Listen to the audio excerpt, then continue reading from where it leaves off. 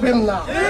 আমরা খুবই গভীর উদ্বেগের সাথে লক্ষ্য করছি, বাংলাদেশ সৃষ্টি 1971 সালের পরে বাংলার এই জমিনের মধ্যে যারা রাষ্ট্র ক্ষমতায় ছিল, জনগণের রায় নিয়ে ম্যান্ডেট নিয়ে যারা ক্ষমতায় আসছিল, তারা বরাবর এই জনগণের সেই রায়কে তোয়াক্কা না করে উপেক্ষা করে তারা পার্শ্ববর্তী কোন দেশে হয়ে নতজানু হয়ে রাজনীতি করেছে, জনগণের ভোটের অধিকার হরণ করেছে।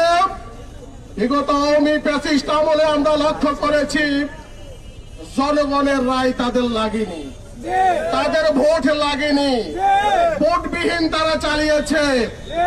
আমরা প্রত্যাশা করেছিলাম গণ অভ্যুত্থান পরবর্তী সরকার যারা এই ক্ষমতা আসবে তারা আওয়ামী লীগের ফ্যাসিস্ট আমলকে খেয়াল করবে, স্মরণ রাখবে এবং জনগণের রায়কে সম্মান জানিয়ে তারা তা বাস্তবায়ন করবে। জাতির সে প্রত্যাশা কি পূরণ হয়েছে ভাইরা? আমরা আমাদের সম্মানিত বর্তমান প্রধানমন্ত্রীকে আমরা একটু স্মরণ করে দিতে চাই, আপনার পিতা প্রেসিডেন্ট জিয়াউর রহমান নতজানু রাজনীতি করেনি, আপনার মাতা মরহুম খালেদা জিয়া প্রধানমন্ত্রী তিনি নতজানু রাজনীতি করেনি। আমরা আশা করি আপনিও কারোর হয়ে কোন নতজানু রাজনীতির মধ্যে পড়ে আমাদের জুলাই সনদ বাস্তবায়ন, গণভোটের গণরায় বাস্তবায়ন না করে অন্য পথে হাঁটবেন না। আপনার জানা দরকার, জানা আছে আপনার সেই বিগত 17 বছর লন্ডনে ছিলেন, কেন ছিলেন? আওয়ামী ফ্যাসিস্ট আমলের সেই রাষ্ট্র নিয়ে তারা যারা সিনেমিনি খেলেছে, সংবিধান তাদের মতো করে তারা তা বাস্তবায়ন করেছে, তা দিয়ে তারা রাষ্ট্র পরিচালনা করেছে, আপনাকে নির্বাসিত করেছে।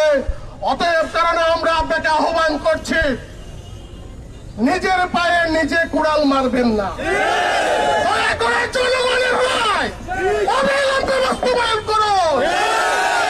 জনগণ গণ অভ্যুত্থান যেমনি ভাবে সৃষ্টি করে আবার স্বাধীনতা ফিরে এনেছে, এই জনগণ জুলাই সনদ গণভোটের রায় বাস্তবায়নের জন্য আবারও মাঠে নামবে ইনশাআল্লাহ। আমি ভাইদেরকে, সম্মানিত বিক্ষুব্ধ জনতা, আপনাদেরকে আহ্বান করব, আগামী দিনে যত কর্মসূচি আছে আমাদের এই জনগণের ভোটের রায় বাস্তবায়নের জন্য আপনারা কি প্রস্তুত থাকবেন?